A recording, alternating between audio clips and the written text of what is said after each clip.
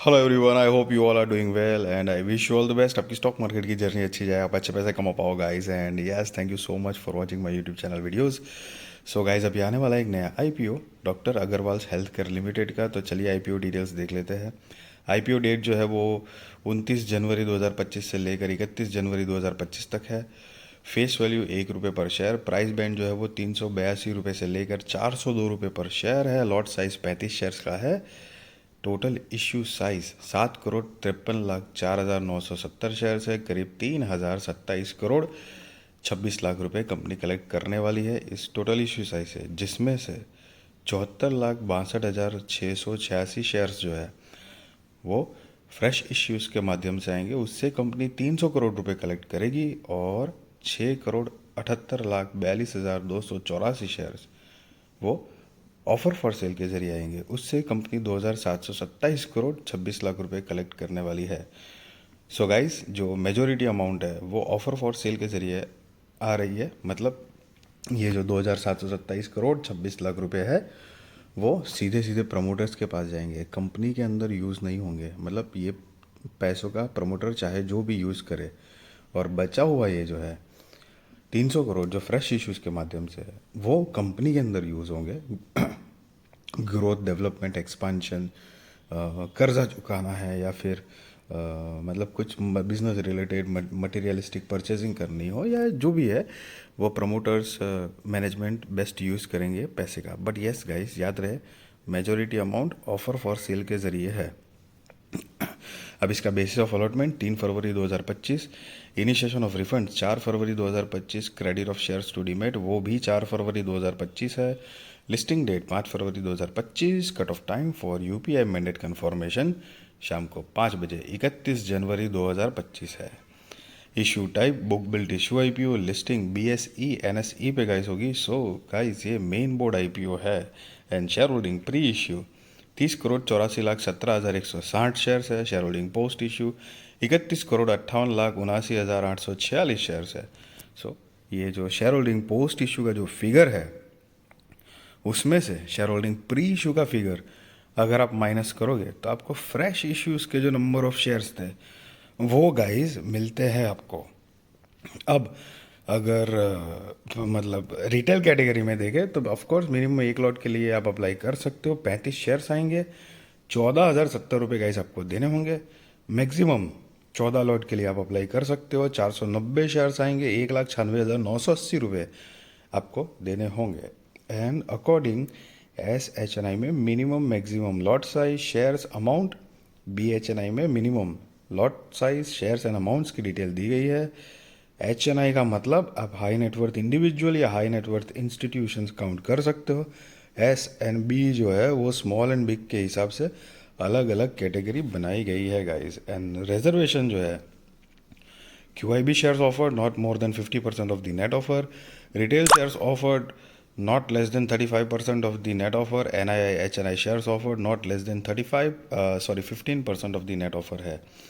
अब गाइज यहाँ पर कैटेगरी रिजर्वेशन टेबल भी है जिसको बाद में देखते हैं। उससे पहले प्रमोटर्स तो कि doctor Amar Agarwal, doctor Athiya Agarwal, doctor Adil Agarwal, doctor Anosh Agarwal, doctor Ashwin Agarwal, doctor Ashar Agarwal, doctor Amar Agarwal Agarwal family trust, doctor Adil Agarwal family trust, doctor Anosh Agarwal family trust, doctor Ashwin Agarwal family trust, doctor Ashar Agarwal family trust, doctor Agarwal's eye institute and doctor Agarwal's eye institute private limited, जिनकी share holding pre issue 37.72% है। Share holding post issue नहीं दी गई है। अब ये category wise जो detail दी गई है जिसमें ओनली RII जो है अप टू ₹2 लाख है, जिसके लिए bidding at cut off price allowed yes है। Only SNII ₹2 lakh to 10 lakh rupees, जिसमें नो है। ओनली BNII जो है मतलब 10 लाख से NII रिजर्वेशन पोर्शन की बात है तो नो लिखी है। सो बेसिकली गाइज ये जो SNB जो दिख रहा है ना, SNII, सो स्मॉल, और B जो है वो बिग NII जो है, और उसकी अलग अलग मतलब एक तरह से समझ लो कि लिमिट है कि इतने के इतने बीच में वो कर रहे हैं, नहीं कर रहे हैं तो उसके लिए यस है। ज़्यादा से ज़्यादा इतनी अमाउंट इतना तो करना ही पड़ेगा। सो अलग अलग लिमिट्स है। जैसे शेयर होल्डर्स जो है उसके लिए up to ₹2 lakh allowed only if bidding up to ₹2 lakh. तो ये सब अलग अलग डिवीजन बताए गए। एम्प्लॉय है तो 5 लाख तक है, जिसके लिए यस है। एम्प्लॉय प्लस शेयर होल्डर के लिए दिखा गया है कि अप टू ₹2 लाख, एम्प्लॉय के लिए अप टू ₹5 लाख, और कुछ केसेस में डिस्काउंट दिया जाएगा अगर बीडिंग जो है उनकी वो 2 लाख के तक है। तो ये एक तरह से समझ लो कि आई मीन एक उनका जो प्रिसीजन है कि भाई यहाँ से यहाँ बीच के लिए इन्वेस्टमेंट करेंगे 2 लाख के आसपास तो इतना डिस्काउंट मिल सकता है। पर्टिकुलर मतलब एम्प्लॉय है, एनआईआई जो है तो उसको इतना करना पड़ेगा, इतनी ये वो उस तरह से कैटेगरी वाइज बनाई गई है। Employees plus share holder plus RII NII के लिए 2 लाख अप टू है। फिर एम्प्लॉय के लिए लिमिट है 5 लाख तक, और कुछ केसेस में डिस्काउंट भी मिलेगा अगर 2 लाख तक पहले इन्वेस्ट कर देते हैं, मतलब अप्लाई करते हैं। If applying as RII up to ₹2 lakh, if applying as NII तो SNII greater than ₹2 lakh and up to ₹10 lakh. So 10 से 2 लाख के बीच में करने चाहिए। एंड अगर BA NII के हिसाब से कर रहे हैं तो 10 लाख से ज़्यादा होना चाहिए। सो ऐसे अलग अलग इंडिविजुअल कैटेगरी गाइस और उसकी लिमिट यहाँ पर दी गई है। बेसिकली वेरी ऑनेस्टली मतलब जो हम रिटेलर्स होते हैं तो मैक्सिमम क्या 1 लॉट 2 लॉट और उस तरह से हम अप्लाई करते हैं। तो this is important but not that much important for us, क्योंकि मिला जुला के यही है कि NII RII एम्प्लॉय मतलब नॉर्मल शेयर होल्डर्स जो है उनकी एक लिमिट कैटेगरी की डिटेल दी गई है कि इतना इतना करोगे तो डिस्काउंट मिलेगा नहीं मिलेगा। जो हमने देखा कि NII जो है उसमें मतलब 2 लाख से 10 लाख का होना चाहिए। BNII जो है तो 10 लाख से ऊपर की अमाउंट ही डालने चाहिए।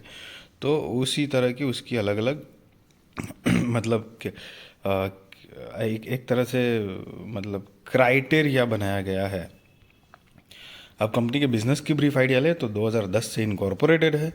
Doctor Agarwal's health care limited offers a comprehensive range of I care services including contact and refractive surgeries, consultation, diagnosis, non-surgical treatment, and the sale of optical products, contact lenses, accessories, and eye care related pharmaceutical items. So basically health care में है और आई care के हिसाब से major business है। 30 सितंबर 2024 के according 737 doctors providing care to patients across the companies facilities during this period. The company served 2.13 million patients and performed 2,20,523 surgeries in the 6 months leading up to 30th September 2024.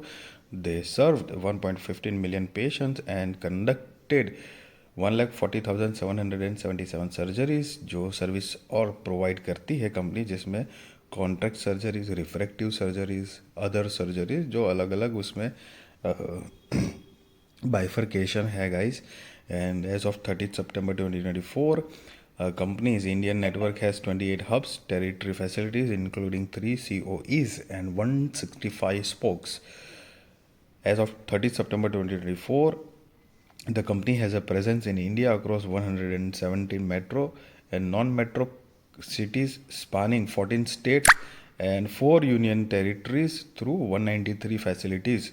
साथ में कुछ competitive strength दी गई है company की। And yes majorly company business क्या generate कर पा रही है।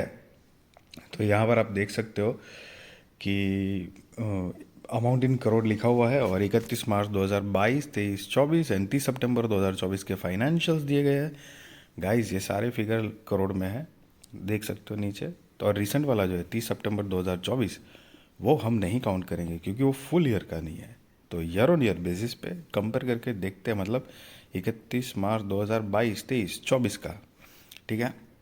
देखते हैं कि कंपनी क्या प्रोग्रेस कर रही है। तो कि एसेट जो है देखो बढ़ रही है, ग्रोइंग मोड में है, रेवेन्यू भी बढ़ रहा है, प्रॉफिट भी बढ़ रहा है, नेटवर्थ भी बढ़ी हुई है, रिजर्व्स भी बढ़ी हुई है और बोरोइंग्स जो है टोटल बोरोइंग्स मतलब कर्जा वो भी बढ़ रहा है। 290 करोड़ से बढ़कर 387 करोड़ रुपए के आसपास हुआ है। सो गाइज जस्ट फाइनेंशियल्स अगर देखें तो मोटा मोटी ठीक है, डिसेंट है, मतलब इतना भी कोई आउटस्टैंडिंग नहीं है। मार्केट कैप 12,698 करोड़ रुपए का मार्केट कैप है। सो मिड कैप कंपनी है। ROE 9.33%, ROCE 14.61%, RONW 6.21, PET margin 6.90%, price to book value 7.96, EPS pre-IPO 3.08, post-IPO 2.51, PX pre-IPO 130.44, post-IPO 160.48 है। एंड ये जो नोट है EPS pre IPO and post IPO कैसे calculate किया है उसके बारे में गाइस बताया गया है।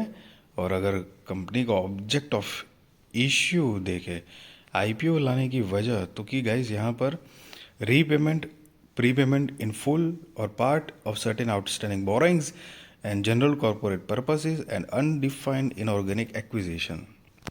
So, guys, just be responsible trader, be responsible investor, value your money, guys. I really wish you all the best. आपकी स्टॉक मार्केट की जर्नी अच्छी जाए, आप अच्छे पैसे कमा पाओ, गाइस। एंड यस, किसी भी तरह का बाय और सेल रिकमेंडेशन मैं नहीं दे रहा हूँ, ना ही मैं आपको ये बता रहा हूँ कि आप IPO में अप्लाई करो या ना करो।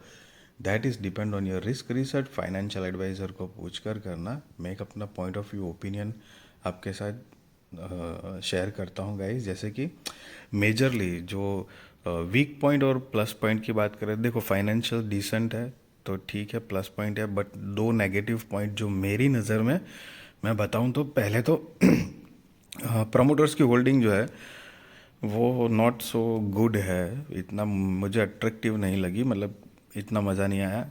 मतलब अभी जो करंट है इनफैक्ट उसमें से भी हिस्सा कुछ डाल रहे हैं, तो आफ्टर IPO और कम हो जाएगी।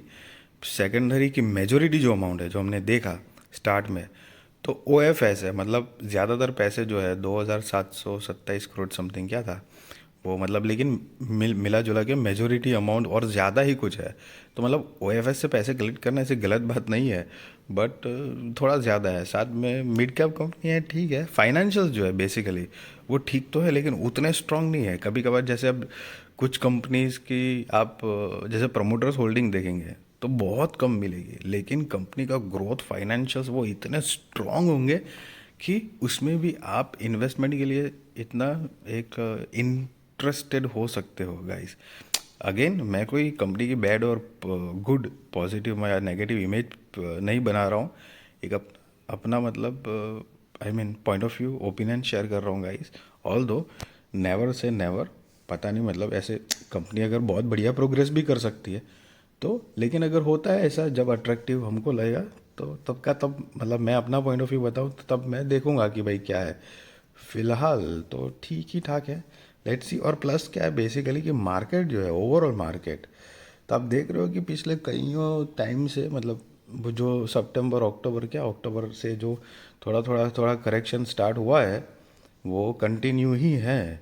तो ऐसे डाउन ट्रेंड में नॉर्मली एक होता है ना कि ग्रे मार्केट प्रीमियम पे इफेक्ट होता है, लिस्टिंग अच्छी मिले नहीं मिले, तो बहुत सारी कंडीशंस होती है। ज़रूरी नहीं है वो भी कि ऐसे मार्केट है तो ऐसे ही होगा, बट यस मैक्सिमम चांस ही हो जाता है। जैसे कि एक एग्जांपल के तौर पे कि अब मार्केट करेक्ट हो रही है, तो आप लोगों में से कई लोगों ने देखा होगा कि पोर्टफोलियो जो है वो पोर्टफोलियो अगर रुका हुआ है तो रोज़ बरोज़ आपको तकरीबन पिछले कुछ टाइम से लाल लाल ही दिखता होगा, मतलब प्रॉफिट कम हो रहा है जो था उसमें से, इस तरह का दिखता है। कभी कभार उसी में भी ये भी दिखता है कि भाई मार्केट गिरा है लेकिन पोर्टफोलियो आज के दिन रुक गया है, इतना करेक्ट नहीं हुआ है।